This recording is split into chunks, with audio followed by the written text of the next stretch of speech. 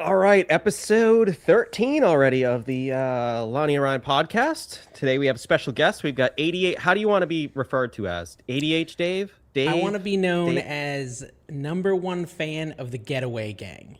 That's what I go by. Oh, he got me already. Wow. Me already. World's greatest. I watched a lot of the Getaway Gang, I'll have you Those know. videos I were was good. watching him go to the trailer shows and look at all the trailers and do the walkthroughs. And I got a little into it at that time, too. I ended up buying a pop-up because all the stuff you were showing was very expensive. But I mean, I did get a little travel trailer, kind of, sort of. Not quite. Did you? I had no idea. You have a influenced me. I'm an influencer. You are. That was our first RV. Actually, we bought a really crappy $1,000 like from the early '90s pop up. It was terrible.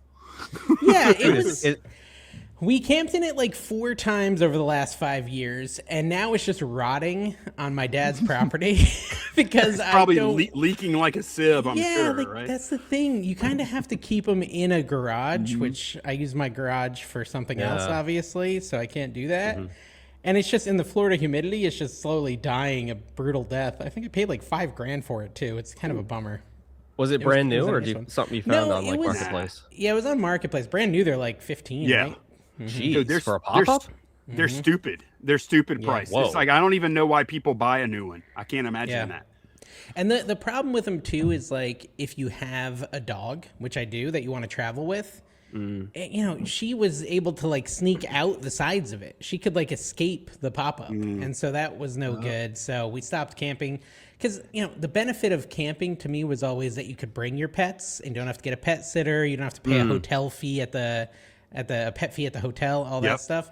But when we realized the pop-up was useless for the dog, it was just like, well, why are we even doing this? It's not even worth doing. So A traditional travel trailer is really good for that because you can you pull over and then you can all go in the camper and have lunch, and then and the dogs and stuff, and it's pretty fun. We haven't. And if you're going to go either. somewhere during the day, you can leave the dog in the AC, if it's hot, Right. like Florida. Yeah. Right. But then we did have a thing set up because sometimes it'd be real hot, and we had a thing set up that would monitor the temperature just in case you lost power or whatever. You wouldn't come back home to a cooked dog. We would it would alert us or whatever. So It looks pretty fun.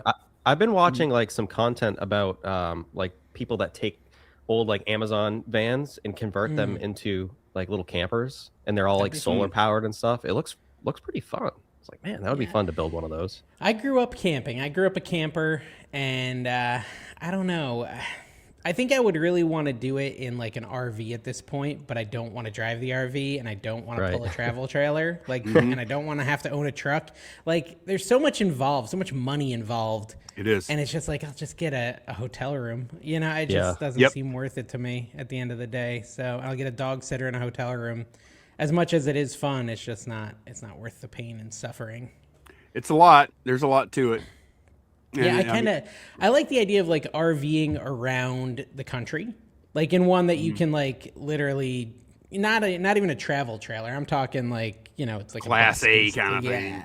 Yeah, like that's kind of appealing. But again, the driving it is a nightmare. And you got to pull a car behind the thing. Talk about stressful. I don't want to pull a car or a trailer if I can help it. Whenever I pull that travel trailer, I'm white knuckle the whole time because every time a big truck passes by, it's like pulls you in. It tries to suck me in and stuff, and I gotta like fight against it. And I'm going like I don't drive over like I think 65 whenever I'm pulling it. So all the other traffic by, and it's like it's a lot, dude. And they've lowered the quality on them so much too that you're pulling like a toy, and they got the little tiny tires on them and stuff, and it's just very stressful. Dave, you're good at this, aren't you? Like we had this podcast kind of loosely. We had a rough outline of how this is going to go. Okay. I did not think we would spend the first 5 minutes talking about Ruff's getaway gang I told myself I'm not going to run this show like the whole time I was waiting, and then I instantly took over. Go with your. It's a problem I have. I'm on a lot of podcasts. I was gonna say though, I don't know if you saw, I made a little stand for my shed flips. Wait, which side is it? Yes. Right I there. see It's it. a little stand. It's on a little stand there. The problem is it's not production ready. It's there's like a little bit of a gap there. Actually, you should send me your model. Can you send me your model and I can make a better one for you? See how there's like a little bit of white right there? So Dave's gonna start selling stands for your magnet. Wait a second. Okay, now you've been here about 7 minutes and you're already asking for my IP. No, listen. I'm making you a stand that you can sell, Lonnie, not that I'm going to sell. I'm going to make you a stand that you can sell if people I don't want want to to put it on sell their a fridge. stand. All right, fine. But you know what? I do want to thank you for a couple of things. Number one, do you run the Trash to Cash podcast? Yes. Are you like... So... I'm the villain, yes. No, you're not the villain. I didn't Viewers, I am. I didn't understand you very well at first, but I've been ever since I came on y'all's podcast. I pretty much watch all y'all's podcasts now. And I understand you a lot better than I used to. Okay. All right. I really do. And the more I've gotten to know you, I'm like, this dude is really a lot like me. You know, like to the point where like I saw you started talking about Dungeon Crawler Carl. I'm like, I read Dungeon Crawler Got the whole Carl set back too. there. Did you see what I 3D printed? The little book holder? That's Carl pushing his books up. Wow. It's kind of hard back there, yeah. Oh, did you make that or I bought the model. Someone was selling it for like $5. And it's Princess Donut too. You can't see it. I'll pull it out later, but it's Princess Donut pushing up the other books. Princess Donut is a cat, Ryan. She is a cat. She's awesome. Oh. You should read it, Ryan. What is Or it? listen What to kind the of audiobooks. what kind of book is it? Like It is a lit RPG. Lit RPG, so it's like a video game book, but it's not really. Like it's in the style like all right. It's hard to describe this without sounding like an idiot, but basically dude goes outside because he's chasing his crazy cat. When he's outside, the world collapses in on itself. Every building squishes down. Anyone in a building dies. Yep. All the items from the universe or from the world, from the surface, get turned into, terraformed into a underground dungeon run by aliens who are hosting a Hunger Games-esque show universe-wide. And you can go into the dungeon, and if you do, you have to make it to level 18 to save your planet. Obviously, that never happens. So you're following Carl and his cat, who become sentient and talking very quickly, as they level up through the different levels and get stronger and stronger. So like literally there's boss battles. If you've ever enjoyed video games and fantasy books, it's the perfect combination. It's basically an MMO. And you know what? I've only made it. I'm only on like book 3. Okay. So don't spoil. Book 3's hard. Book 3's I think the hardest one to get through because it's a little confusing. That level design is confusing. I'm gonna do it. I'm gonna do it though this summer because I normally like to listen to it while I'm doing yard work, and I do a lot of yard work during the summer. Yep. So I'm looking forward to that. Yeah. I listened to all 7 in a month. I got really hooked. Yeah. I don't know. What do I even do that I'm listing? I guess I'm listing while I'm listening. Are you that kind of guy? You get like fixated on something and then you just obsess over it? Okay. Yes. Very heavily. It's a really bad addiction I have. There we go. It's so expensive being that guy. But I did want to thank you though, because like I was kind of taking jabs at your 3D printing. Like if you come on, you can't talk 3D. I don't know if you remember me saying that. Yeah. But I'd tried 3D printing in the past with the crappy like Ender type clone machines. Oh yeah. Where they don't even like self level and all. And it was a big turnoff. And then once I saw you were into it, I'm like, let me take another look at this because if he's doing it, it must have gotten a lot better. It's a lot better. Yeah, it's so easy now. I mean, you got to invest the money and learn a little, but once you learn a little, it's a pretty powerful tool. I already had a lot of that done, a lot of that base knowledge done from the last time, but then I bought 2 Bamboo Lab A1s. And then that magnet back there, you did buy yours. That magnet back there, you helped. I thank you also because you helped pay for my printers. My printers are both paid for, Dave. Nice. Wow. That's what I like to hear. Pretty Keep awesome. going. I've paid for 5 with this hobby. Paid for 5 printers so far since I bought them, and I bought my first one on Black Friday, and just in that time period, I've brought in enough to pay for 5 P2Ss, P1Ss, and I've got an H2S. So wow. I've So got Ryan. The P2Ss are like $900, I think, if you get the combos. I believe something like that. Yeah, they're about 900, and this is all just from selling products in your. Yeah, what that is I it? invented, It's DK. What's your website? DKMKT, Dave's Kitchen that's Market. Yeah. Yeah. So Oh, I that's sell what it stuff- stands for. Yeah, Okay. Dave's Kitchen Market. Yeah. So Okay. you know, I tell the reseller audience it's Dave's Crafted Market with a K, but it's really Dave's Kitchen Market because it was that first, and it was actually a district marketplace that I ditched district just because even as an owner you got pretty high fees over there compared to like Shopify.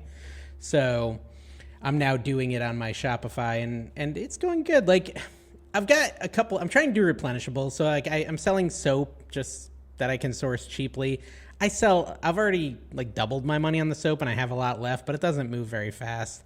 And then I've created I did some chip clips that a lot of my cooking audience will buy from me, and a little like dock to hold up your spoon, like a spoon holder I designed in Tinkercad. I'm not a great designer. I'm still learning and tinkering, hence Tinkercad. Have you thought of or have any ideas that you're gonna like kind of keep secret and try to sell? Or? Yeah, I mean, I have concepts. So whenever you're creating a product, you need a problem, right? Right. And essentially, you need a problem. So I have the problems. I don't necessarily have the skills to create the solutions yet. I need to hone my craft to create the solutions before I can solve them. I've been saying the same thing, Dave. It's all about learning how to design the stuff. Yep. It's, man, if you can learn how to design like really well, the sky is a friggin' limit, man. Yeah. Because we all know problems. And you can do it, though, you can do it in stages, right? So learn a little bit and then just keep adding to your knowledge, and eventually you'll be able to design cooler and cooler things. It's just... I told that to Lonnie because Lonnie's been on me. He's like, dude, you got to get a 3D printer. Your son will love it, all this. I'm like, dude, if I buy a 3D printer, I know me. It's going to sit in the corner of the room and collect dust for 10 years. I was like, I will. So I told him, I was like, if I come up with an idea for a product, then I'll buy one because then I'll have a reason to use it and get into it. So just a matter of or you'll just print things. Well, listen, I will say this. It is now very close to the level of complicated that a standard inkjet is. Like it's so that super simple easy at this point. It really is. Maybe like 1 degree harder. If all you want to do, and a lot of people just do that, they just go online. There's so many models for free or whatever. You download them, you print them. That's really, really, really easy. Yes. Honestly, you just have to learn how to load the filament. Basically, I mean, there ain't that much. But even when you say that, it sounds complicated. Loading the filament is putting it into the plastic container, pushing it down, and then pressing the button, and it just loads. Like it auto loads. At least on all mine it does. I think the A1 is pretty auto as well. Like you push it until it grabs, right? Right. Yeah, the A1, I just have to push the button on the, and then you put it in the tube and it grabs it and it does the rest of the way. It's no effort. I don't think everyone should get one. And I think it's like, you have to have a spot for it too, right? Like with Lonnie's, if he had his near a cat, the cat's going to sit on it all the time. Does the cat get on it? Okay, because I've heard horror stories about cats ruining prints. You must have a pretty good cat. and that's the problem with the kind I have. It's a lot cheaper. Like the A1s are only $400, and that comes with the AMS switcher thing, the AMS, where you can do 4-color. And actually, the one I got, it's like if we're printing PLA, which is a type of plastic, the most basic plastic that you use with these things, you wouldn't be able to tell the difference between the results from my A1 printer and Dave. Your H2, whatever, that's $1,600. $1,600. But that's just space. Like I wanted to be able to print more bulk quantity. Like when I first launched one of my things, I was having trouble keeping up. And with that, I can print like 2 of them without touching it. and it's like, or 3 of them even, without touching it at all, which is really nice because I was having to change over every 3 hours, and if I'm not at home, then I, lose 3 hours. Like, man, I could have printed 4 more in that time. I'm sure you experienced that with your magnets when you first launched them.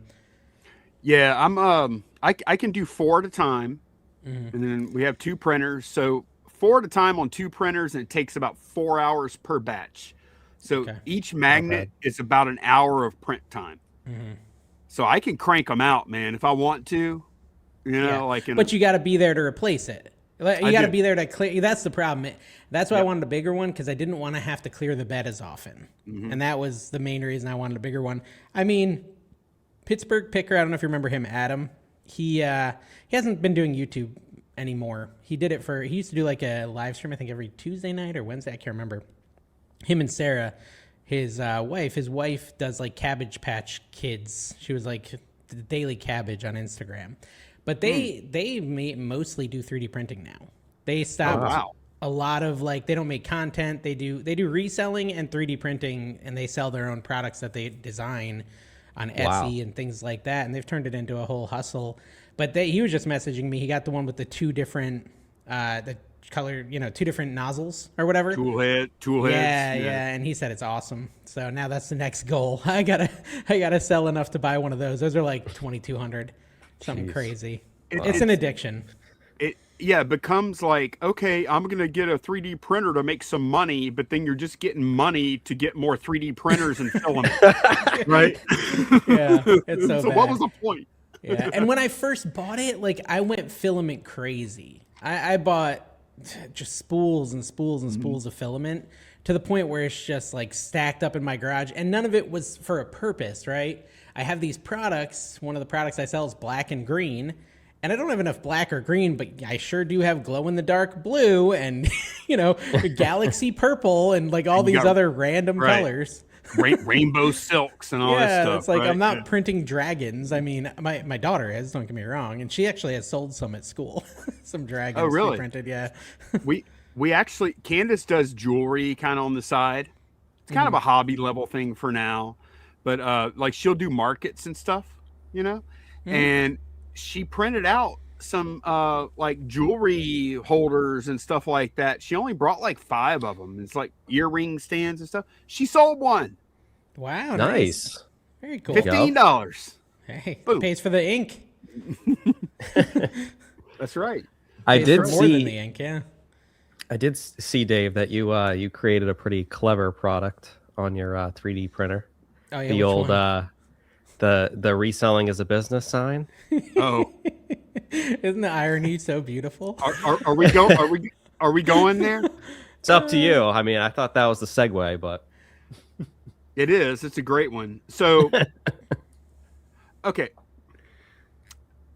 Do you want to talk about Pegasus Lounge tonight or not? I don't care. Completely. I will say I did. You featured on his latest episode. Did you see that? Yeah, I did. Yeah, I don't know. I didn't watch the whole thing, but you were at least the intro. I don't know if you were anything beyond that. I think he just put us at the beginning.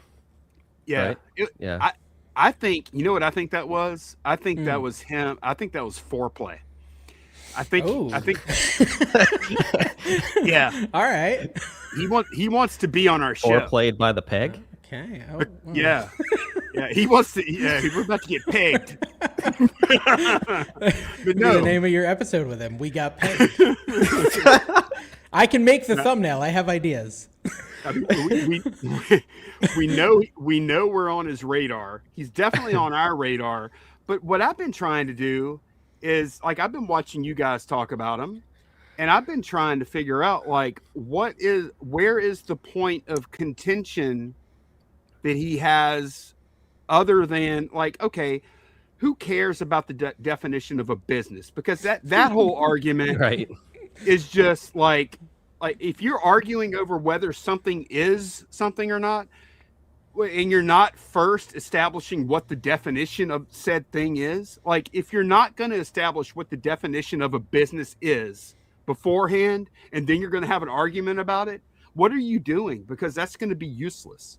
You're going to have that foundational. I will say we did. What did we do? we basically had AI define like why reselling is a business technically, tax law wise, things like that. Right. And he did take a clip from that episode, but he omitted that specific clip, which I thought was really an interest. I don't know if that was intentional or not, but he omitted the clip where we said, you know, all the reasons why it is technically a business. He may not consider it a business, but technically it is a business. You file it, you know, it could be an S corporation, things like that. There's LLCs, all this stuff. It is a business. We read all the things on ChatGPT. I don't remember them. It's irrelevant, like you said. It's just a pointless argument. But he didn't put that part in, which I thought was interesting. He just put the part in where I was fooling around and had ChatGPT say Kevin's a better reseller. And he's like, I'm not a reseller. Well, he sells stuff and whatever. he's not a reseller, but Kevin's still better. Sorry, Pegasus. I don't know what does Pegasus sell? Does he sell stuff? Or? I think he makes I've never his seen own. him talk about it. He doesn't talk about it, but I think it's in the vaping world. I think he was big in the vaping world, had a vape store, all this other stuff. He's mentioned that. He has, as far as I can tell, he has a lot of contacts and connects in China. I think he said in a video that his wife went to Chinese New Year, which, I mean, that means if he's going to China or his family's going to mainland China, they have connects. And when you have connects like that, you can really streamline product development and in bulk and things like that. So I think he has a really good setup that may or may not be achievable for everyone. Like, I'm pretty sure he speaks Mandarin, or his wife does. That makes a huge difference when it comes to importing and exporting, which is something he says he does all the time. At my job, where I was an Emmy award-winning product developer, Pegasus, so chill. We always had people like him that were our in-betweens to get our products, get them across the border, deal with the tariffs, deal with the actual engineers, make sure they're designing and changing things to our specification because we don't want stuff to get lost in translation. So I think he's probably does really well because if you have that, it's great. That's why they say go to college and study Mandarin because it's hugely useful to be able to speak Chinese and to have direct contacts. And those people, like the supplier management people who are talking to, especially at big tech companies who are talking to the people in China, making sure their teams are doing everything exactly, like the iPhones are being produced properly and all that stuff. Those guys make huge money. Just the product manager in between, just like the supplier in betweens make like $250,000 plus. Because they're absolutely necessary. They're necessary. And he has those skills and those connections as far as I can tell. So I'm sure he does well. But it's not in the same realm of where we're working at the moment. No, it's not at all. I don't speak the language. But here's where I'm confused though. So far all I've heard is, all right, it's some squabble over the definition of business. Who cares? And then the other thing is, developing your own product and selling it, like say that magnet that you can see just behind Dave there. If Lonnie could just sit around and like with 20 printers and a print farm and print shed flips magnets and sell those all day, every day, Lonnie would never go to another garage sale again in his life. You know what I mean? Like I wouldn't do it. So that is preferable if you can do it. Absolutely. So what else are we going to talk about? I mean, what is the other point of contention, or is there one? Well, he needs content. I don't know. He finds a way to make it when people are agreeing with him sound like they're not pretty often. Like he'll take little tiny things and make it sound like it's a disagreement, even if you're agreeing with him. I do wonder, like, and he might have elaborated on this. I haven't watched a whole lot of his videos, so I don't know for sure. But like, I do wonder, like, why I have seen him say, which I think is admirable, that he doesn't do the content for the money, right? But I do wonder, like, so why does he do why does he care so much? You know, he's got a hero complex, is what it seems like. It's not necessarily a bad thing, but he always, at least he says he does. He says he wants to save people from the evil grip of. If he's so successful in what you were just saying, though, like that's what he says. Why does he care? Okay, that's what I would like to see. I would like to see. You can a little more detail on what he's doing. You can miss me with the Mother Teresa thing, man. I mean, come on. You know what I mean? Like, let's be real here. It is interesting, like, not even regarding him, but I think everyone and everything they do, there is some self-interest involved. Of course. Whatever it may be. So I do think, is it just a hero complex, like he just wants to save everyone, or is there some other ulterior motive? I don't know. To me, I will say, to me, like, content, there's some content I make just to make, but there still always is that revenue number in the back of my head, like, hey, even though I'm just sitting around talking in the garage, this will make me money. You know, and so it does motivate me to do it. So I don't think you can honestly say you have no motivation financially to make content. I don't think anyone That's can say fine. that I'm just repeating money. what he said in his own video. Yeah, but it's not a lot of money. Well, it's like the podcast, the Trash to Cash. I don't make a lot of money on Trash to Cash. We do it because it's fun to chat and hang out with friends. There's 3 of y'all to split the money. But y'all could all be doing almost anything else. Yeah. And it would make more money. And make more money, yeah. No, it would. It would. Right. But, we do it for fun, so. Yeah, so do we. I mean, Ryan and I could be listing some stuff right now and make more money than this. So he could be like that. He could just also find it fun to just kind of, But it's fun to feel like you're smarter than others. And so I'm sure he has a lot of, like, it probably feels good inside kind of talking down in a sense. Talking down at people or towards people, but he's not wrong about one thing. In the reseller space, there are a lot of people that try and make flipping garage sale items into a little bit fancier thing than it really is. Mm-hmm. Yeah. Which we've talked about on Trash to Cash a bunch of times. Even in the video he responded to, we reiterated that a million times. He found a way to do an 1.5-hour video about it. So I'm sure he could do a 45-minute video on this and make it look like we all hate him, which we don't. We're fine with you, Pegasus. It's fine.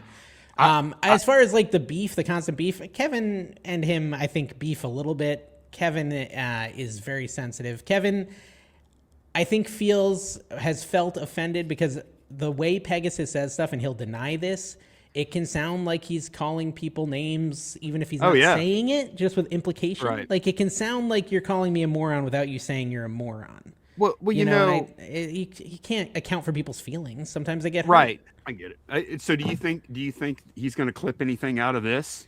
Because really what we're doing, Pegasus, I don't know if you knew this or not, but this is kind of an up and coming podcast channel here. Ryan and I we're both megastars on our own. Yeah. But this thing is pretty small. They need you to mention it. They need to do a whole video about it. Listen, I will say his video where we did that. So, okay.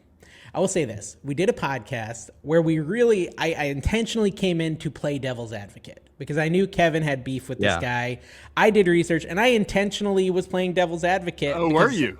Oh yeah, the whole time. I saw it. I mean, I watched. Yeah, the whole time I'm like giving Kevin Pegasus' side beef. The entire. Yeah. Well, and listen, it's because Pegasus is right about a lot of stuff. So is Kevin, but I just thought it would be fun to take Pegasus' side and really pressure cook Kevin. But when I was done, I was like, "Dang it, Kevin, you didn't do as good as I wanted you to.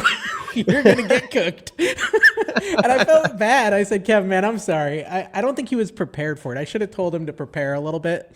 Because I think, he tried to defend his points, but I think he was like a little stressed because I had just done like research on it. And for him, it was like months old, this beef. Right. So he's a little removed from it. Yeah, he was a little removed from it. And so I felt a little bad. But since Pegasus did that video, I have people on my video saying, "You're so mean to Kevin, I'm unsubscribing." And I've lost a bunch of subscribers because they think I'm mean to Kevin.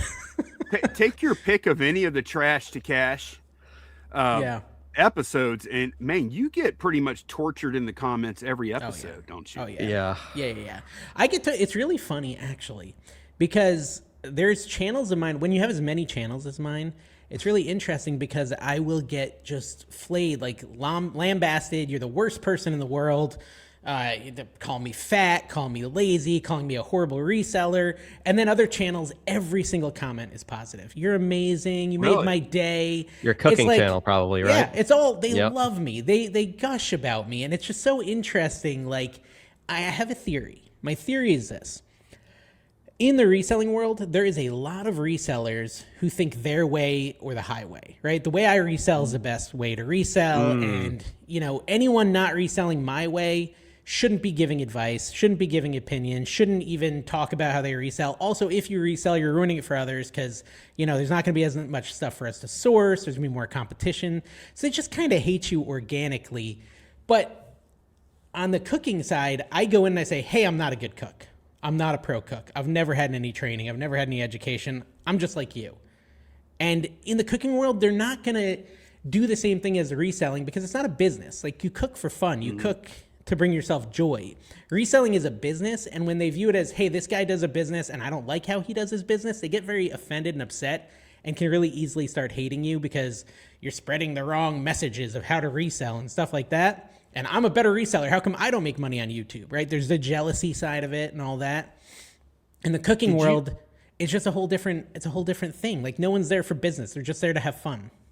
Dude, I really that's when I really started to resonate with what you were laying down over there, is when I heard you turned your comments off for a while, didn't you? Yeah. I turned them off for like 3 weeks. I've got something to admit around that. I like comments at different times, and I feel horrible because, like, dude, I've gone recently, even I've gone like up to like 3 months. I'll upload a video, hit publish, I don't look at it again at all. Oh yeah. And I mean, for months, and it's not because I don't appreciate people. It's not because I don't like the people. It's because the anxiety.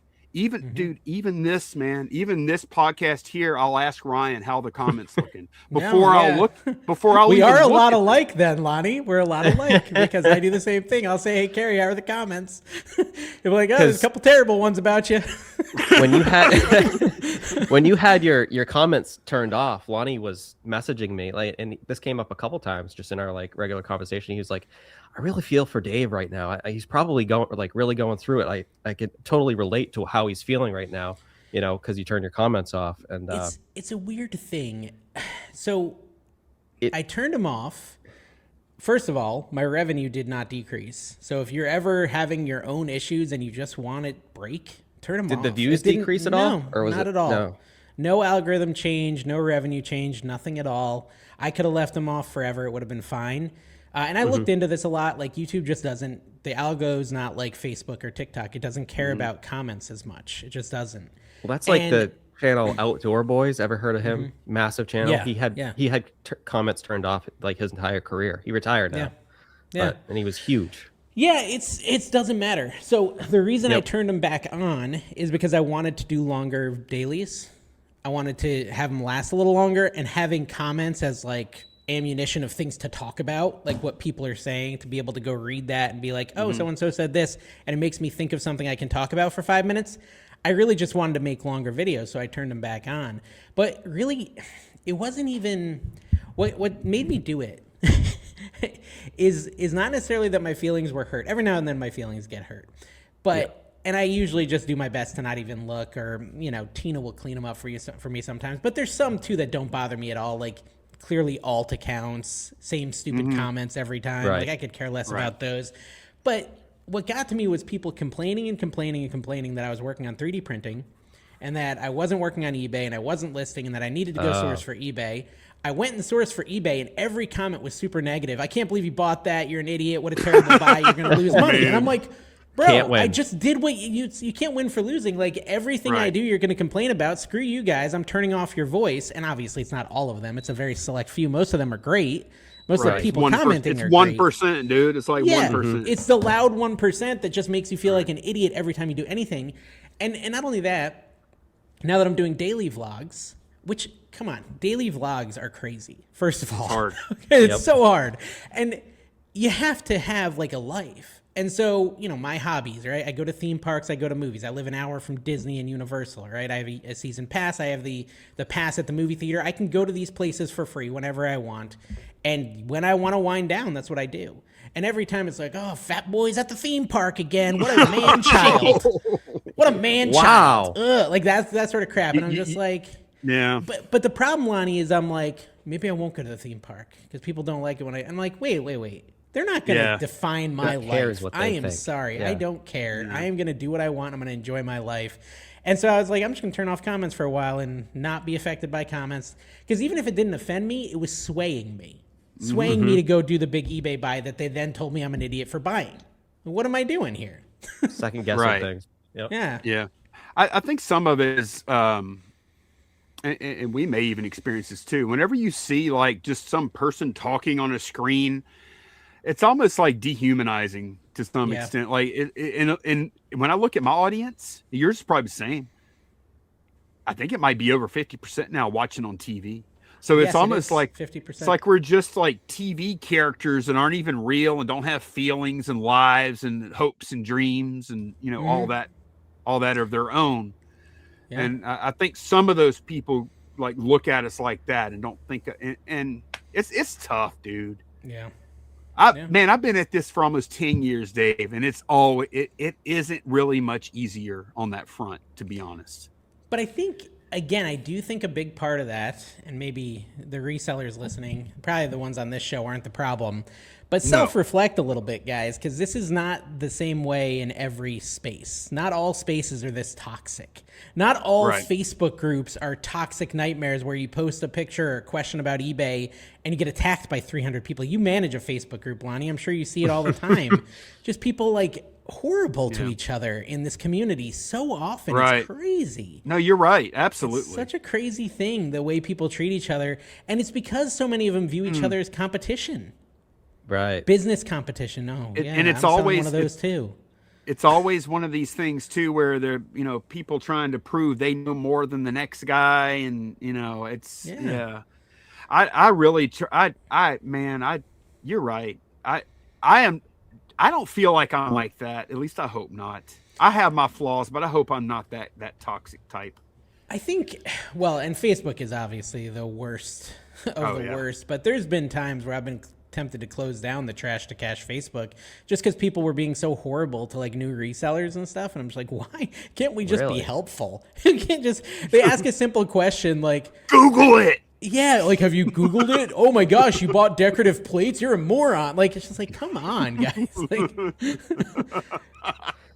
that's the thing, though. Facebook and like most social media, I guess probably mostly Facebook, are designed like to not promote, but no, they are. Yeah, I guess promote. They outrage, almost are to promote anger. Outrage. Yeah, rage bait. And like everything is rage bait. Everything is like. That's the thing. Like you're monetized on Facebook, right? Oh yeah, yeah. So like when you post on Facebook, if it doesn't get engagement, you're not going to make as much. Mm-hmm. You get and the best way to get engagement is to piss people off or get them to comment. Yeah. Walter Blake Knobloch was doing that for like months, just intentionally posting. Yeah, he was making a ton. He was doing videos on YouTube about it. He's like, I don't really care about YouTube. I make all my money on Facebook posting rage bait for the elderly. He just said it. It's like, okay. He's like, that's what I do now. And he just posts like the most horrific, like horrible content that's super divisive. You want divisive, political, like anything you can do to just incite anger, and you make tons of money. And that's, I can't be bothered. I don't care that much. Just show a picture of an electric car. That'll do it usually. You can always find something to trigger half of the people watching. Always. Anything you can think up, like with these AI videos, like it's scary. Like these AI videos that are on Facebook, and you look you obviously know it's AI. Like we all know what AI is. But then you look at the comments, and it's all these elderly people being outraged over this fake video that they think is real. My favorite. I think it was a school bus about to fall off a cliff, and a bear stops the bus. Okay, it stops the bus, and all the kids get off safely. And literally, the top comment's like, "Oh, thank God for that bear." What? No, come on, guys. This can't be real. That's the thing, though. But then they'll comment on the video, on that reel or whatever, and then the Facebook algorithm is gonna give them more of that AI content. So they're their entire feed is just fake. And they have no idea. Well, and that it happens to me too, because like I'll be on Instagram and it's the worst for serving up just nonsense AI content. But some of the AI content is so dumb, you almost have to look. Like, is that a piece of butter talking about being a piece of butter and saying "Don't burn me"? Sure, I'm gonna watch it. Like, but why? Like, am I watching a butter be tortured? Like some sort of weird butter torture fetish I have. I didn't even know was unlocked when I watched this video. Like, that's the problem. You watch it, and then you're going to be served more of that. Yeah, content. I got an onion recently. The poor thing. Right. At least they cried when they were torturing the onion. I don't know. On that same topic, your piece of the shed AI video, I watched it about 5 times. Oh yeah, that was hilarious. I sold a lot of pieces of the shed. Yeah. I love how you saved the day. I did. Did you make that with Sora? Was it Sora? Yeah, that was Sora. Yeah. Yeah. Have you messed around with it? I've never used Sora. If you pay for ChatGPT, you just get it. Really? Is it part of OpenAI? Yeah. Oh, really? Yeah. So if you have ChatGPT, you can just use it for free. The paid one, I mean. Right. But yeah, I think I sold like 10 pieces of the shed for $10 each. So $100 off Kevin's shed. I'll take it. Go to kevinisaliar.com. You know what? You know what's funny is that I went to buy the other day. And Kevin mentioned it. I bought the. Apparently, I said it wrong. I said Enaman, but then I heard Kevin correct. He said it's Enema Man. Yeah, I don't know the difference. He sticks both up his butt. That's all I know. There's your title. Commonwealth Picker sticks this up his butt. There you go. Man, I don't want to get drug into more beef with Kevin. I'm done with that, man. I'm done with that I think life. you and Kevin, you guys have hugged and made up, right? Everything's good. Yeah, but we've done that like 3 times now, and then it starts up again. No, well, you have to. Okay, so anything said on the podcast always should be considered a joke. Ever, like anything we ever say on our podcast is a joke. We talk trash about each other. I have gotten in so much trouble from this freaking Trash to Cash podcast. I have ruined like 7 relationships just because of the nature. People are so sensitive. Like they can't take a joke. I don't know. There's so many people like I'll hang out with, like locals that, found me on Trash to Cash. But then as soon as my silly, stupid jokes go their direction, which are in love, I lovingly trash people. I'm kind of a terrible person in that way. But as soon as just the tiniest bit of shrapnel hits them, they're like, oh, I can't believe you said this. And they text my wife and say he's such a jerk. And I'm like, and I'll play it back for her. She'll be like, I don't know. It sounded like a joke. I'm like, it was a joke. Right. Wow. I don't know. I mean, there's a few that I have not offended. Thank you, Kaylin. Kaylin's a friend of mine who I've not offended yet, but or a viewer/friend. I don't know. I'm really good at offending people, and Kevin's really good at getting offended. So we're a great pair. He is a sensitive little fella sometimes, man. He is. I mean, he's a good guy, though. I think he is. That's why I want to be friends with him. Kevin, I got to turn off this notification on my site. Kevin is a really good guy, and he also really cares what people think about him, which I tell him he shouldn't. I tell him he shouldn't because he knows he's a good guy. The people who are close to him know he's a good guy. Who cares what some random guy who resells vape parts from Vegas thinks about him? Like, who cares? He's too big. Whatever. He's too big. He's too big now to care that much. Yeah. Back when he had 20,000 subs, you could still care that much. But at his level, and it's only going to get bigger. It's only going to get worse. He's trying to put all these fires out. There's only going to be more. Well, you got to ignore some fires. Yeah, that's the other thing I tell him all the time. Like, just ignore it. Like, these things, people may talk trash. Pegasus may make a video. Heck and Steve might make a video. But in 3 months, it's forgotten. Like, it's whatever. Don't let it drive you crazy. You can't keep perpetuating it. Yeah. If you address it, that's only kind of fueling it. It brings more light to the situation. Makes it. Yeah, you kind of just got to let it go away. Right. Yeah. The only reason and move on. The only reason I've ever even heard of Pegasus Lounge or watched him once was because you guys talked about him. If you guys wouldn't have talked about him, I wouldn't know that dude exists. Oh yeah, and we knew that. I knew that I would help his channel by talking about him. But I also think, honestly, his business ideas are not bad. I think it's good for people to understand the stuff he talks about and to learn about it.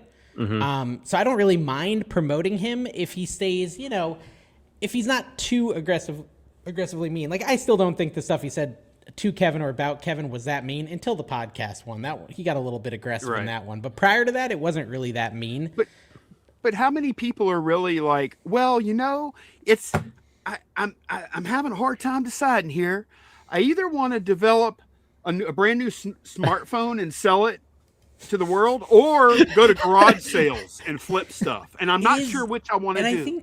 I think like that is an important thing he doesn't talk about enough. Like the barrier to entry is larger for what he's doing. Right.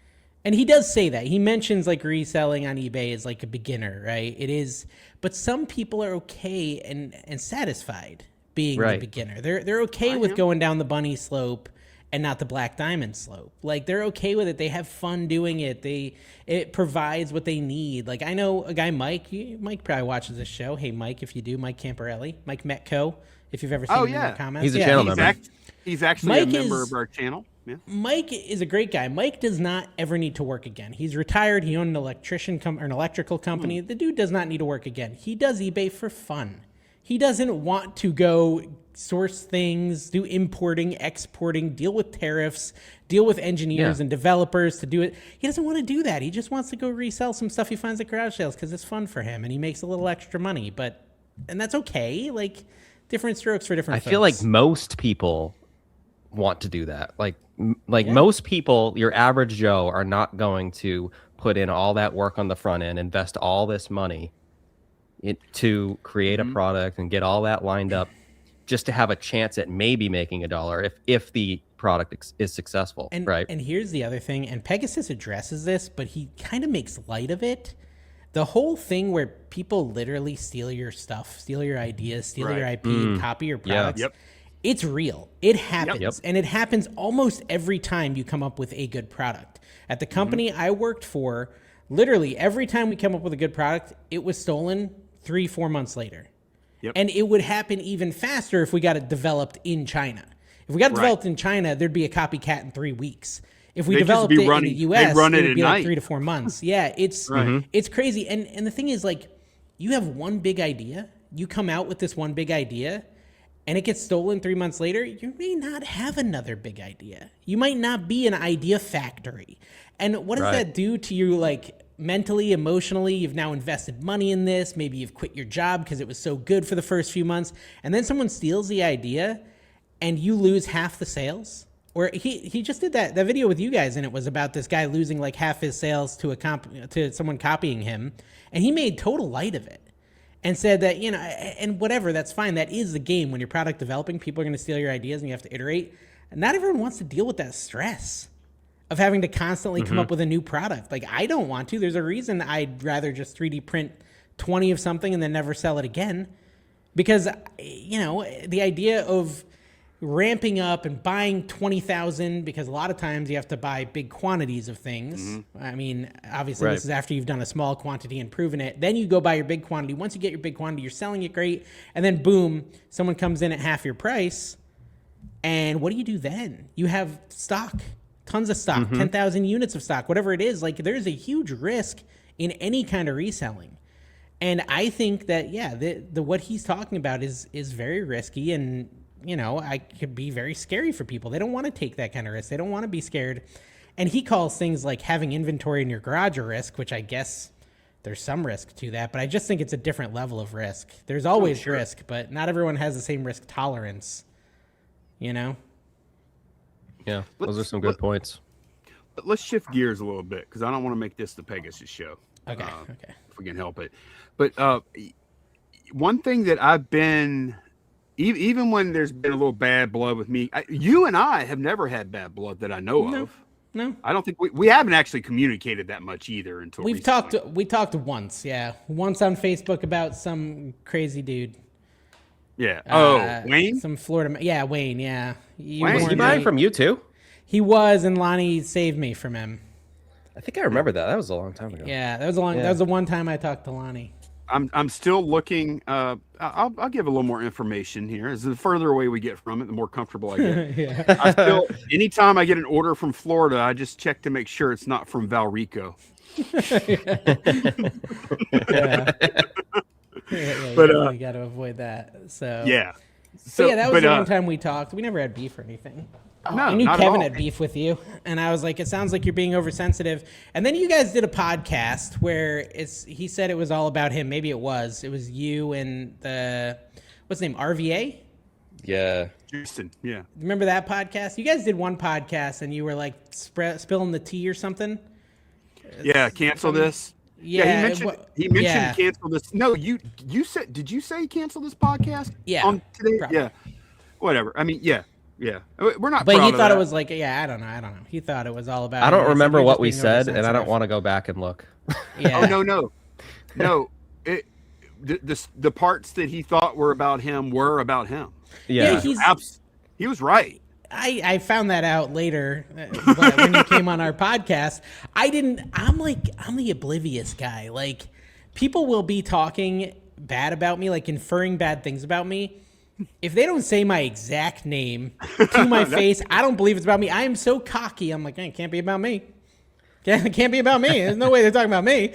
I should move on with it. That's not a bad blind spot to have, really. Though. Yeah, that's pretty good. Well, Kevin said, Kevin always says some stupid old man quote about it. Self-aware, something, I don't know. I'll text him and ask him what his stupid quote is about me, because he says I'm super unaware when I'm like, I don't know. I'll ask him what it is. Go on. What's your next topic? We've been covering all your topics really well, right? Like when you're getting manipulated, he's probably saying you're easy to manipulate or something like that, huh? Is that what it is? No, I don't know. I'll ask him. He'll respond. Okay, cool. But no, what I wanted to ask though, and I have been paying attention. You've always been objective when it comes to me, as far as I can tell. Other than maybe just like a little trying to get a laugh here and there. But that's all I ever do, is trying to get a laugh at my own expense, really. We started this. This is number 13, and y'all are on number what now? I actually put the number in today's episode because I haven't done it in a while. I was like, I'm going to put the number in this one so I don't lose too far of track. If I ever do want to know when we get to 300, I'm not going to want to go back 80 episodes and count them. So I think today's was I'll look right now, 232. That's impressive. It's a lot of episodes. Never missed a week. You never have missed a week. Wow. Never missed a week. Kevin has. Me and Carrie haven't. So how have y'all ever almost broken up, or the podcast ended close to? Have y'all the ever only had beefs? Well, no. Listen. So we've all had beefs. I am very oh my gosh. I could tell you about the first year with my wife when we were just boyfriend girlfriend. I am the kind of guy who, if there is something going on, like a beef, I address it to the incredible discomfort of everyone around me.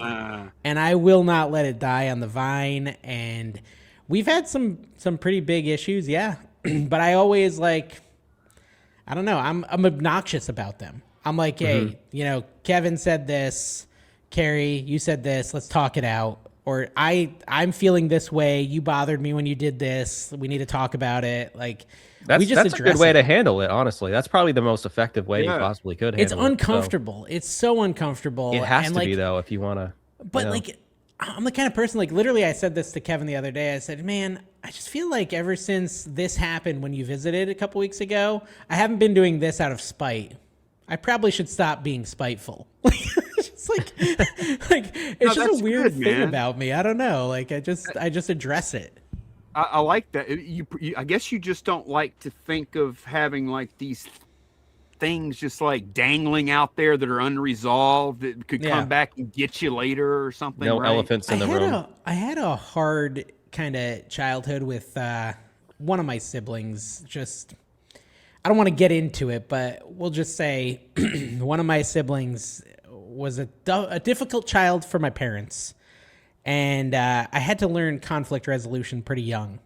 I had to be able to tackle that in my teenage years. So a lot of my childhood was managing conflicts between a parent and a child, both older than me, in my house. Wow. Yeah. Okay. Trying to make it so the cops weren't called, things like that. I mean, I had a weird I remember I was working on homework in the bonus room when I was in 10th grade. My dad's putting up new nice looking planking on the ceiling. He's like, oh crap. I was like, what? He's like, just cut my finger off. I was like, what? Whoa.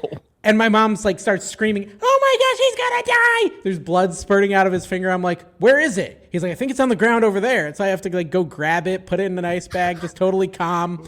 I'm like, I'm gonna call 911. My mom's just screaming in the background. Like, this is just the kind of random stuff I had to deal with. Like, so you had to be like an adult. You had to be the adult in your family as a child. A lot of times, yeah. That makes sense with how you handle. So conflict resolution is important to me. Just resolving stuff. I'll be honest with you. We played the episode about Kevin is a liar or something like that. That's like every episode, but yeah. No, but it was you own the domain for that. Not that one. Not that one with the shed video. Yeah. But the one before that, Candace and I watched it, and like I had serious questions like, "Oh my God, are these guys done?" Like it looked like. From my perspective, it looked like there was like serious problems in the trash cast house and the trash to cash house. Listen, at that point, it looked bad, man. It did look bad, right, Ron? Good. That's not? good. That gets the views. That gets the views. I'm telling you this. At the end of every single episode, we laugh. We just laugh and we just talk about how funny that was. Like an episode like that where you got that feeling. The first thing Kevin will say at the end of an episode was, "That was a good one." I was like, "Yeah, that'll get him." Like, they got it. I don't know. It got him. Yeah. It's just a weird thing. Where he said, "Lie, Commonwealth Picker is a liar." Yes. I don't remember what we said. It wasn't important enough. Is that where he was like pretending someone else's return was his return? Yeah. Right. Yeah, that one. Yeah. That one. And you were grilling him, man. You were grilling him so hard. Like you were giving him the business. You're like, so it's true. So it's true, right?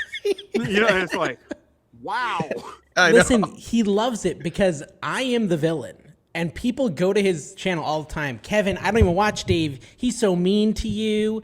All this other stuff because I don't care really how my channel does. My picker channel or my flipper channel, my Dave IRL or whatever you want to call it.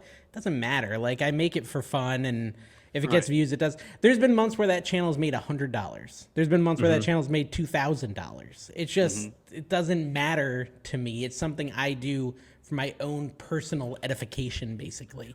Something I just enjoy doing. How much longer are you going to be a reseller, Dave? That's a good question. I don't think it's going to be long. I think it will. I was talking to Lonnie about this the other day, and because I was watching your cooking channel, and I got to tell you, your cooking channel is fantastic. Thank you. I appreciate that. Yeah, no problem. And I told Lonnie, I'm like, dude, this is a 1 million sub channel, and I really believe that. That's a dream. I really believe that. Yeah. Because, dude, your production value, you're funny, it's relatable. I think you have something big there, dude. But I wonder if the keto holds me back. There's just a niche there. I'm so tempted to start a second cooking channel, same exact format, but no healthy recipes, like no keto, because I think that's where the big. I talk about this a lot, but is that all you do there? Is keto meals? Yeah, because that's the stuff that works. Like Google niched me down against my will. Against my will, they niched me down, and they, when I do non-keto, it flops. It's like really mega flop, like 2,000, 3,000 views. I do a keto and it hits, it can be 100, 200,000 views. So it's just one of those things. They've niched me down to the point where I can't do non-keto videos. And so I am heavily considering starting a second cooking channel where I just do, just normal recipes. Same exact format, same kitchen. Maybe I'll do a different color apron. Like literally that'll be the only difference. And I'll just tell my people, like, hey, if you're not always keto, check this out. That'll help launch it. And it could be like Dave Cooks Everything. I don't know what we'd call it. Dave on the go. I don't know, whatever. But I think that's the only thing that halts it from being a 1 million sub channel. It's been interesting. So how did that happen? Did you just do one keto video randomly and it blew up? Yeah. So I had varying levels of success in non-keto, like Chex Mix.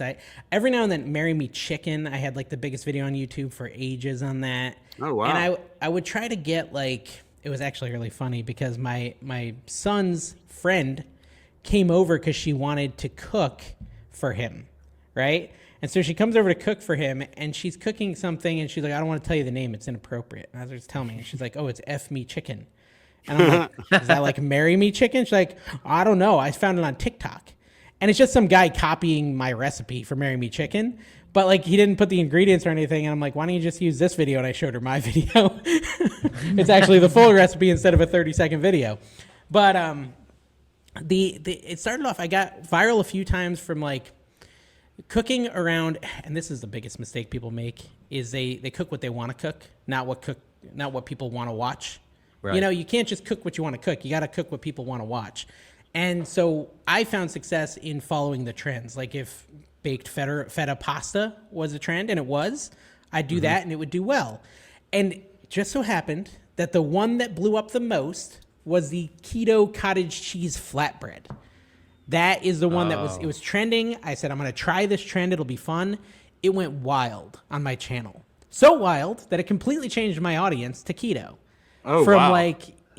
And so like anytime you have a successful video, I'm sure you guys, you retry. You try it again. Whatever title worked great at a garage sale, you're going to try that title again, right? Or a variation of that title. So the next couple videos I did cottage cheese keto stuff. Well, you know, let's take the flatbreads and turn them into a pizza, and let's take the flatbreads and turn it into a tortilla. And I did this for like a month, and that just totally reconstructed the channel so that when I went back to like just a normal viral thing, flop, just so many flops again and again and again. Then I went back and did keto, and it did good again. And so now I've been stuck in keto for like a year and a half. I mean, I'm not complaining. I actually kind of like the idea of giving people solutions where they don't have them. Like they want pizza, they're trying to cut weight, they're trying to get off carbs. If I can give them a great tasting recipe that'll fill that void, I think it's cool to provide that. But I think the audience is bigger in all foods. If I could just do a channel about every different kind of food. So eventually, that's the only thing that I think that'll hold me back from 1 million. I might get there one day though. Y'all need to collab one day. Y'all need to collab sometime. And Ryan needs to like try one of your recipes on his. What is your cooking channel? Yeah. So I don't do, I have done a few cooking videos. Yeah, I have done a few cooking videos, but I'm in the food space. I'm a food reviewer, man. What's it called? Can we find it? Crazy Dreamers. That one. Okay. I'm not on YouTube. Channel. I'm not really on YouTube though. I mostly do Facebook and TikTok. Okay. So because that was your channel with your wife a while back, just like vlog style, right? Yeah, I did start uploading shorts. I did start uploading shorts of my content on YouTube there, but I mean, it didn't really do anything, so I just stopped. Shorts are hard on YouTube. Yeah. So you're reviewing local restaurants? Local restaurants, and I also do, like big fast food places and chains. Did you try the Arch Burger? I did. I did a video on the Arch Burger. Did you get sick like I did? No, I didn't. I saw you. Yeah, you did a podcast on it, right? Yeah. You talked about Crumbs and Convos, yeah. Yeah, no, I had it like, I think I've eaten it like 2 or 3 times even. I've been fine. Really? Have you tried the new Whopper? There's a new Whopper. Dan did. I didn't yet. He said it's not really that different. Do you think it's that different? A little different. I think it's better for sure. Yeah. But okay. I did a video on the Whopper, and that blew up. That got like 500,000 views on TikTok. Did you do little tiny bites? No, I did the full bite. I did a tiny bite for the big arch. Okay, good. Yeah. Yeah, no, the cooking thing it's fun. It started off as like just a hobby. I was like, it'd be cool if people watched this. I was really into the reselling stuff though. We got to get back to Lonnie's question. Lonnie said, how much longer are you going to resell? I can tell it ain't going to be long based on your answer so far. Here's the problem. People will say I'm a terrible reseller. They'll say it all the time. But every year I bring in a lot of money reselling and it's not that much work. And it's hard to just turn off the water, turn off the flow. Well, maybe you could just cut out all the mediocre stuff and stick to the home runs and spend a little less time on it, and you could still make content about that if you wanted. Yeah, the problem is, like we established earlier, I'm constantly obsessed with a new thing. So it's like, oh, I really want to resell only $100 items, and I'll do that for a few months. Oh, I want to only live auction. I'll do that for 6 months. Oh, I only want to sell books and magazines, and I'll do that for a couple months. And then I get sick of that, and it's just, I almost find reselling is like an outlet for me, for my ADHD to just glom onto something new but not lose money. right? You glom onto this new thing and you resell it, and you don't lose money, but you get to get obsessed with it for a little while. And that's how I started reselling, was to pay for my video game addiction back in 2013 or whatever it was. Right? I wanted to pay for video games. I was broke. I couldn't afford a $60 game. That was crazy. But I could flip from Best Buy to Target to Kmart and then sell it on eBay and then buy more video. You know what I mean? And then I did Amazon selling a video game. So I don't know. You still enjoy reselling. Yeah, I love sourcing. I love sourcing. I'm okay with listing. I hate shipping. That's kind of where I'm at. I really hate shipping. I enjoy shipping, obviously. Part. Yes, you do. You want to pack it. I do. You got anything I can pack? I want to pack. Come on over, Lonnie. You can move in with me if you pack my orders. We'll just 3D print and ship all day. How about that? Man, and look, dude, hey, thank you. Or it's within the first couple of minutes, I think I'm Gonna Pack It got its first little shout out on your pod, man. That was nice. Yeah. That's right. It did, I did shout it out. the little channel it could. I appreciate that, man. That was cool. That is a getaway gang, you know? So well, now I started this one shouting it out first too. It's also Garage Flips as well. Right. Oh, that's right. It was Garage Flips. That's right. Maybe I might have the same disease you have, Dave. Yeah. Well, I will say I went to a yard sale. This is interesting. And it was like a moment of self-reflection. It was an estate sale, actually, not a yard sale. And I didn't have my camera. And I bought nothing. And I am telling you, if I had my camera on, I would have bought at least 5 items. Yep. And I thought that was really interesting. Like, you don't even realize you're sort of performatively purchasing sometimes something you don't really want to resell. Right. And I feel like, honestly, I get you not doing the camera at the yard sale thing because it takes some of the pleasure out of it. All of it for me. Yeah, it definitely takes some of the pleasure. Not all of it for me, but some of it. It definitely takes it out because, like, you feel like you're on display in a sense. Yes. Yeah. And instead of, hey, can I get both of these for $5? It has to be this. Now I'm performing and I got to tell a joke first, and you know what I mean. Yeah. And I did enjoy the results of it. Like I enjoyed the footage after I got home, and I enjoyed making the videos, and I enjoyed the money from the videos, of course. And I think I want to try it again. Honestly, I'm going to try it again. Yeah, it's one of those things like that stuff. I'll tell you, if I hadn't done the cooking channel, I would have to be way more focused on reselling because that sort of like garage sale content, it's not doing what it used to do. It's just not. Like there's too many people doing it. There's so many people doing it that the audience is so saturated, and the reselling itself, like people aren't as into the content because, well, first of all, everything's been said a million times. But second of all, like I really think COVID helped give a little boom to the industry, the reselling industry, people working from home and things like that, needing to find a way to make a little extra scratch on the side. And those people, like, they kind of got over reselling. They, and they're just not that into it. Or maybe they're still doing it for fun, but they're not watching content because they feel like they know everything they need to know. It's not hard to absorb it all. There's just the core group of people that just like love talking reselling. That's Lonnie Shedflip's audience. Like they just love talking shop.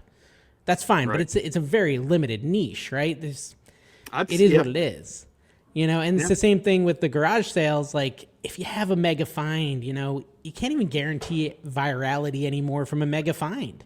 It's really just the luck of the draw. Everything's been done. Yeah. I mean, remember Cincinnati Picker got like 1 million views just buying like a table of Funko Pops? It wasn't even Funko Pops. It was just like he bought it before the garage sale started. Remember that one?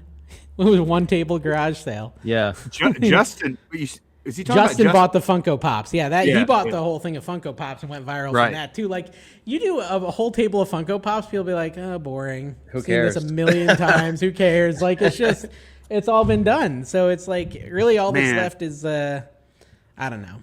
I wish I would have went harder in that time period, though. Yeah.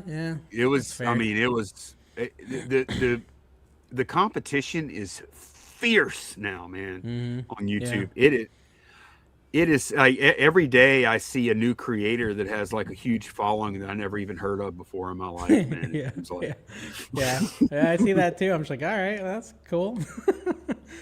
I mean, I actually launched another reselling channel like a garage selling channel, completely different one. What do you mean? Yeah, what is it? It's called Found and Forgotten. And I've been doing it for like since October. Been doing 2 videos a week on that too. What? And yeah, it's not doing that well. Don't get me wrong. It's not. It makes me a little money, but it's not doing that well. Actually, that's funny. What is it? Go to it.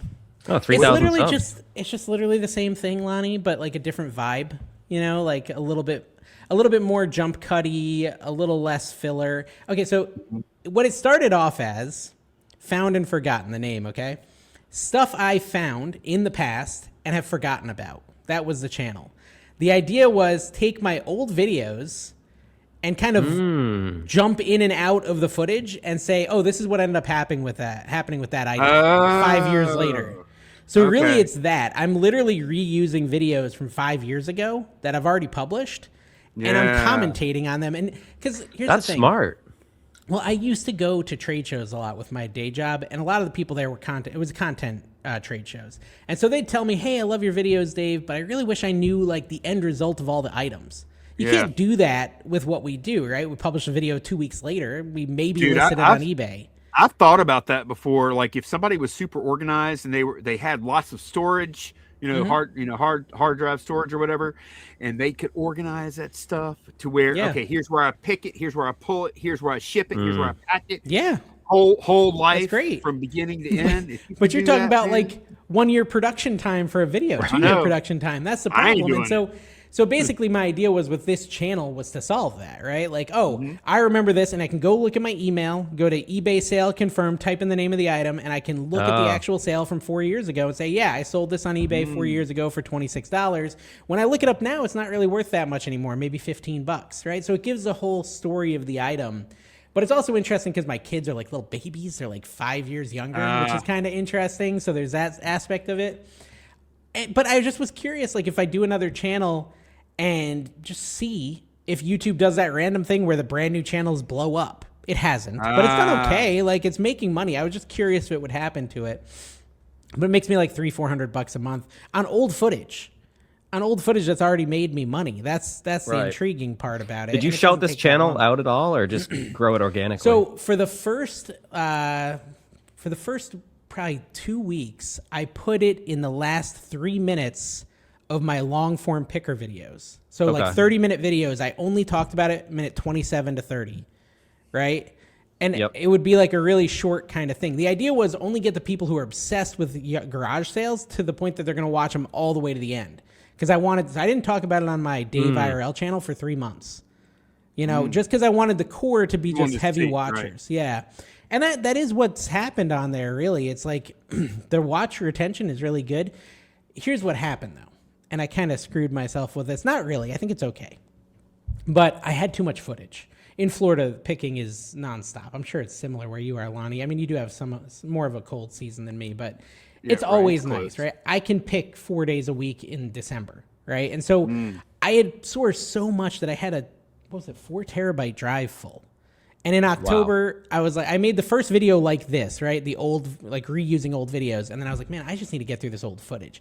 So for the next October, end of October, November, December, January, February, I just said I'm catching up on footage. And I did 2 videos per channel, Found and Forgotten and ADHDave picks per week of all brand new footage. That's how much extra footage I had. I didn't even source for like 4 months. I just literally was reusing or using this footage I had never used for that long because I just had so much of it. Now I'm kind of out of footage. And then you weren't even like probably hardly selling anything then, huh? No, not really. Yeah, I wasn't listing much either. Yeah, I was focused on other stuff. I got really into doing integrations for the cooking channel, like a lot of ad deals in the last year, and I burnt all those bridges. That was fun. Wait, what happened? What happened? Yeah, tell us about that. I just don't like having a boss. I don't mesh with a boss. And what companies did you work with? We'd rather not say. Yeah. So I mean, you can go watch the video. So that's not a secret. Right. Like I worked with Bighorn Outdoor. They make the infrared steak grills. I worked with Reselling, and I worked with Thrive and HelloFresh and all these, food integration companies. But then I also worked like vitamin companies. Yeah, there just came a point where it was like the thing that broke me was there was one company who said they would pay me to do 8 shorts for them. They weren't even going to go on my channel. They were just going to put them on their own channel. I don't have any shorts on the cooking channel. So I don't know why they think I'm going to be good at making a cooking short. And I'm like, hey, I don't really do this that much. That's weird. Yeah, I don't really think it's a good fit. They're like, yeah, we're fine. You just, you do them and, we'll just approve them. No problem, no big deal. And I've worked with them on long form integrations before and it was fine. So they had me do 8 of them. I spent like 3 days creating these 8 shorts. I send them to them. They're like, oh, we don't like any of these. You have to do them all over again. I spent like $80, $100 on like different meats and foods and recipes plus your and time. ingredients. Your time was the biggest. Yeah, plus all these days. And I'm like, well, okay. I mean, you do get 2 edits in our contract. You can make 2 changes. And they're like, well, you want to redo the whole thing. I was like, what do you mean redo the whole thing? Like I spent like 3, and they would not come off it. Like, to the point where I basically, like, my agent wasn't fighting for me, so I fired the agent, the company. I said, I'm done. I'm not doing any more integrations. Wow. I don't blame you. That's crazy. I don't blame you either, man. That I wouldn't do that. Here's the weird thing, though. Since I stopped doing integrations, my ad revenue has doubled. It's been twice what it was, which is more money than I was making from the integrations. So you don't have to click that little checkbox anymore. I don't have to click the checkbox. I don't have to have a boss telling me how to do my videos. I don't have to interrupt the video 2 minutes in to talk about whatever. And I'm making the same or more money than I was when I was doing integrations. So screw them. Good. I don't need them. You, man. I just shot down an offer. Literally, I got an offer today for $2,400 for a 60-second ad. And I said, no, I'm good. I'll pass. They're like, why? They're like, I don't understand why. I'm like, I don't want to do it. I just don't. I told them, I said, listen, I'll do an ad on my podcast, Trash to Cash. Like, this is where ads work really well in a podcast format. Like, we could just chat about whatever, the infrared grill or the charbroil grill or the smoker. Like, we could just chat about it. That'd be fine. And it would be a great ad. But they don't ever want to do it on a podcast. They want you to interrupt a really good cooking recipe to do it for 60 seconds, and I'm just done with it. Some of the offers I get on Shed Flips, we want you to do a standalone video about some AI product I've never heard of, and I'm like, are you crazy? Do you really think I would put a standalone video about that on my channel? Like sexy AI. I use sexy AI whenever I'm lonely. Shed's feeling lonely. Yeah, I'm with you, man. I turned down. Do you remember a while back? Like, this is years ago, when I claimed I turned down $3,000 from Macari. Yeah. That was true. I know it was true because I accepted it. Although I only got 2,000. I wish, you know what, though, looking back, because after that, I started selling on Macari, of all things. Of course, yeah. And I still sell on Macari. Like, we do all right. We sell maybe 5 things a week there or something. It's okay. And I'll say this, like, they were really chill. They were really chill to work with. Like, they just kind of approved it instantly. Yeah. And that's the thing, like, your audience. You know what will work. And when they come in and tell you need to read like this byline and this script stuff, your audience is just going to zone out. So it's like you're forcing me to do something ineffective that will make this perform worse. Okay, I'll do it, but I'm not going to enjoy it, and I'm going to do it in a monotone way because you're annoying me. I don't know. I can't do it. I don't like it. When I was doing YouTube, I didn't take any ad spots at all. But I've done some since I've been doing short content, and I feel like with short content, it makes more sense because at least how I feel, like I have a following on TikTok and stuff, but like it doesn't feel as like personal as it is with like YouTube. Yep. So I can take an ad spot and read a brief and follow a script or whatever, and it's not a big deal. And the videos usually flop, but the company that I've been working with actually is boosting the video after I post it. Yeah, I've seen they did. So that. I do get a lot of views and new followers from it as well while getting paid. But in the end, all you're asking to do is to eat some wings or a burger or something, Ryan. I mean, there's nothing wrong with that. You can feel good about that. Who doesn't like wings or a burger? I've been working with Buffalo Wild Wings mostly, and I love Buffalo Wild Wings. I've gone there for my whole life. B-dubs, right? That's easy. That garlic parm sauce is the bomb. Every other place I go to and get garlic parm wings, I'm disappointed they're not the Buffalo Wild Wings one. Yeah. The Buffalo Wild Wings parm is garlic parm is great. I like that part of your. I guess we can get back in. We're back. I really like that part of your podcast I watched today where you were talking about wiping your butt with silk. That was hilarious. Well, I said it was like peanut butter in a shag carpet. Yeah. Yeah, that's good stuff. Sorry, we had to take a break, guys. I was doing a massive poop. Let's go on. Yeah. So there was one more topic we wanted to get to today. And man, we could go on and on. I knew it was going to be like this too. I knew Dave is like Renaissance man. I can always talk. I'm good at it. Well, no, I mean you do like 20 different things, man. Like you could talk about all of them, for forever. But I did want to talk about something that just came up today, and that is potentially. New beef? I'm not going to act like it's a big deal because it's not, but it's the beef, Trash to Cash versus Rev Resales. Who's that? Exactly. Oh, that's the problem.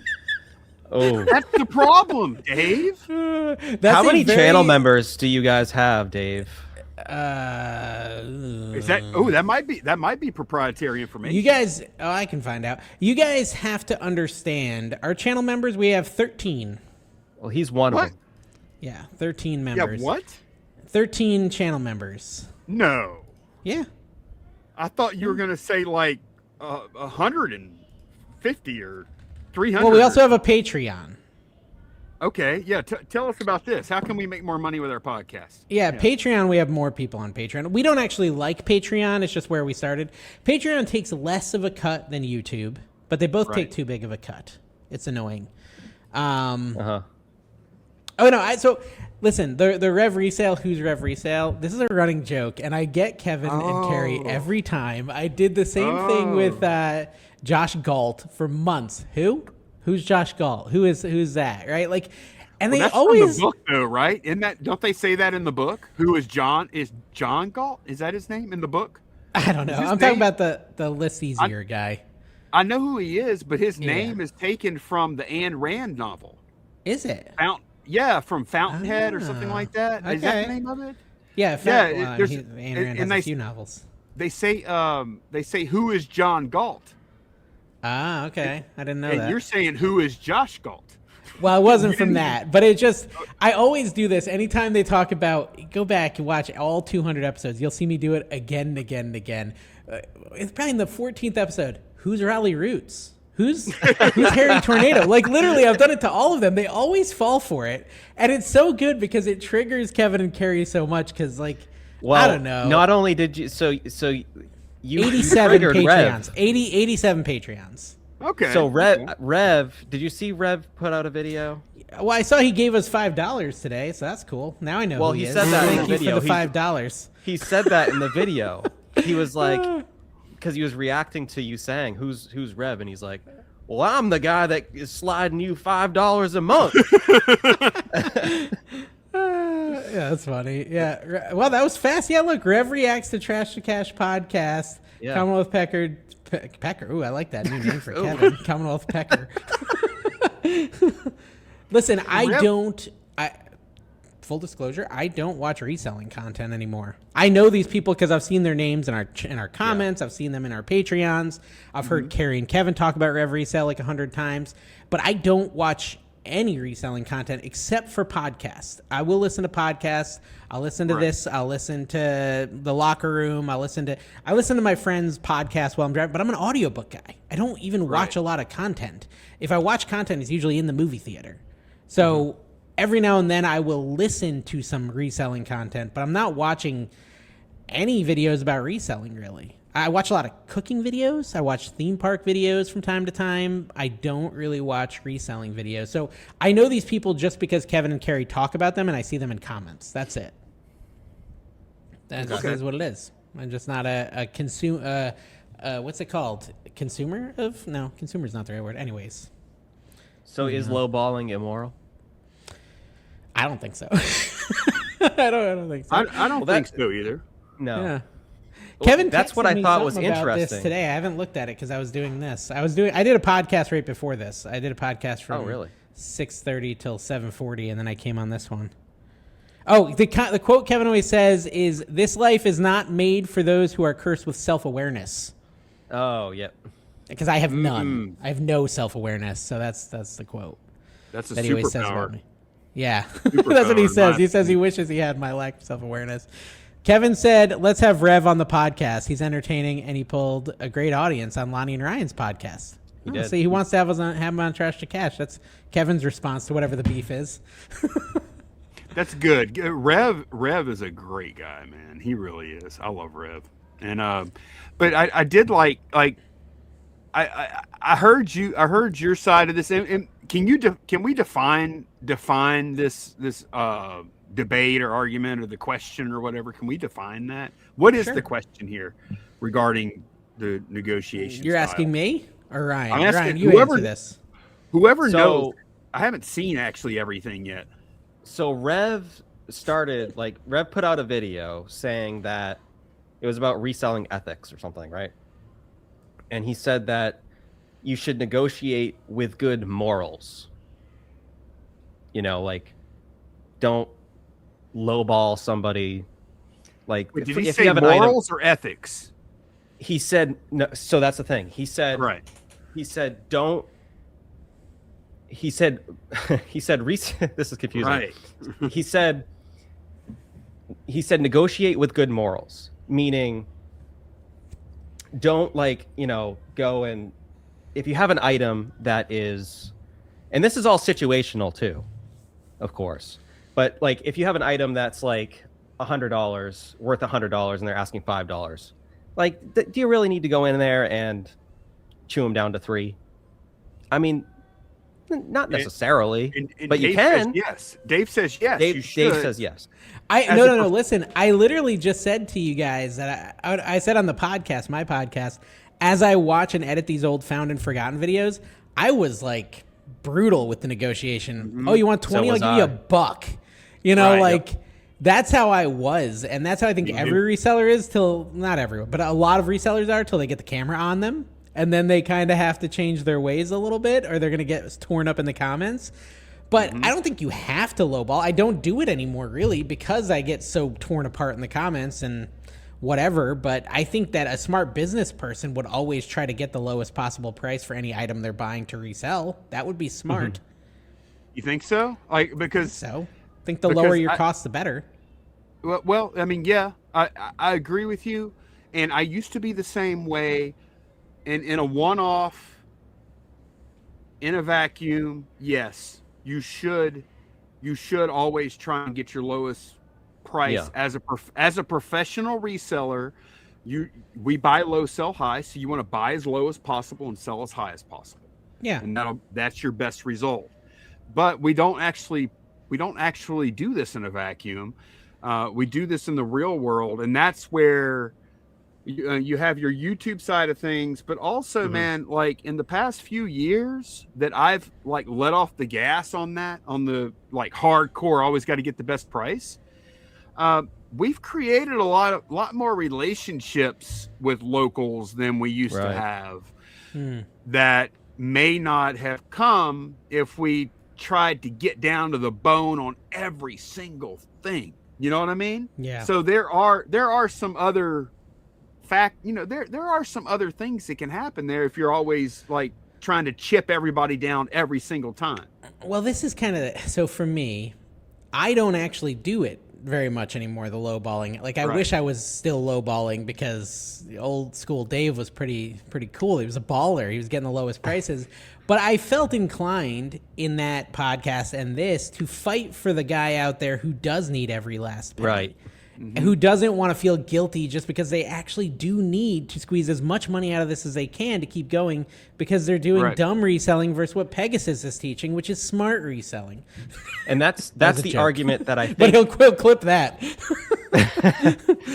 That's the argument that I think Rev was trying to make.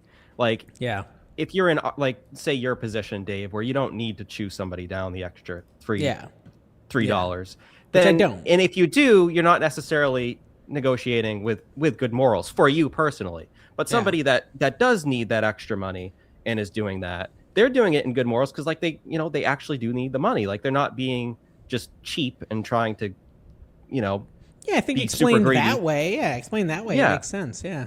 Right. But when Dave, when you gave the example of the real estate, like where when you buy in a house, you'd rather pay 150 than 200,000. You might be able to afford the mortgage for both, but you don't want to. That made I thought that was a good argument. I thought that was I was like, he's not wrong, and I can see both sides of it. I can see both sides of it. And I also think it also, and this is probably what he was saying in his video, which I still haven't watched, to be fair, but he's probably saying too, like if you see someone is really struggling and they're on hard times and they're doing this yard sale and you can tell that they really need the money, it's probably not the right time to negotiate. It's probably time to just maybe even give them a little extra, depending on your position. But I also don't think people like who are out there, and again, not watching his video, it's not a fair thing to argue with his points if I don't know them. But the way Ryan explained them makes it sound like he probably makes a ton of sense in his video. I just didn't watch it. I just heard Kevin say it's immoral to lowball. So that's the thing. And Kevin texted me and said he got torn up by Rev for saying immoral because that's not what Rev said. Rev said do it with good morals, not it's immoral. Correct. And that's the Kevin key got defining. That wrong. Yes, that's and the problem. If you go and watch Rev's like response video that you're talking about there, he actually pretty much agreed with you, Dave. He was on your side. Yeah. So, yeah, I'll watch it. He's probably mad at me if he took it seriously, but I'd never heard I don't think he is. He likes you guys. Okay. He likes you guys. He likes us. Rev is a little bit of a cut up too, and you don't really know exactly. Like you can't. I don't think you can.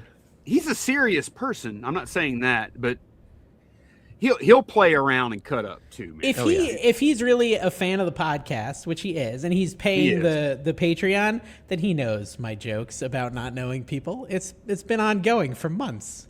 Okay, so he was guy. He was pulling my leg then because he told me that you should know him because he sends you $5 a month. But I think he said he said it in the response video too. I think he also gave us another $5 in a comment today. He's gonna make sure I remember him. Listen, I'm already forgetting. What's your name? Something Resale? Maybe another 25, and I'm gonna lock it in. I'm starting to think we're getting worked over by the Rev here. Yeah. You get you a super chat. Just pretend you don't know who he is. But no, man.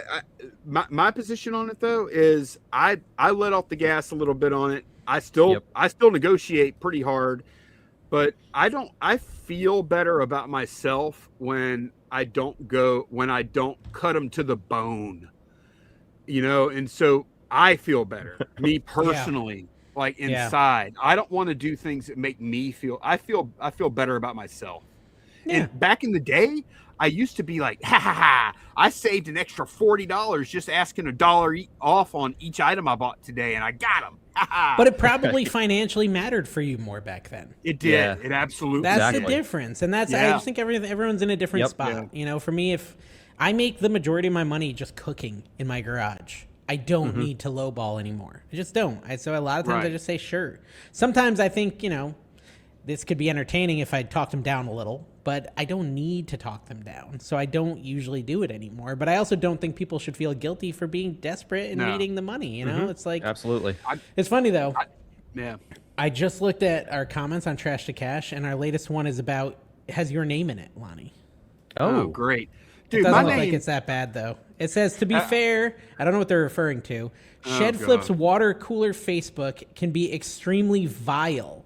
Not all, but there are a few people there that are the worst Debbie Downers, so you know how others feel when they are attacked. A ton of them are great, and Lonnie has even said they can be super aggressive. It's literally just Facebook. That's like an incomplete thought is their comment. But anyways, yeah, that's kind of funny. Top comment here is it's not top. No one's upvoted it, but it's the newest comment is about your water cooler. We talked about that. The freaking Facebook groups are brutal. All of them are. They're all nightmare fuel. Dude, we have a very, very heavy hand there. Like anytime I see someone like being mean or anything. It's not even a warning or anything like that. They're just gone. Yeah. You know, you're just a bad fit. Like there's nothing wrong with you. It's just, this is a poor fit. There's probably 150 other reseller Facebook groups you can go join. Go find one, you know? Dude, we don't do any, like, so we don't look at that group at all. The Trash to Cash reseller must group. be a Wild West. We have a guy, New Jersey Picker takes care of it for us. Chris, he does a great job, but he's grown it a lot. I don't know, like, the purpose of it when it's as toxic as it is. I question that too. I question that a lot. Me and Candace have this conversation every few months.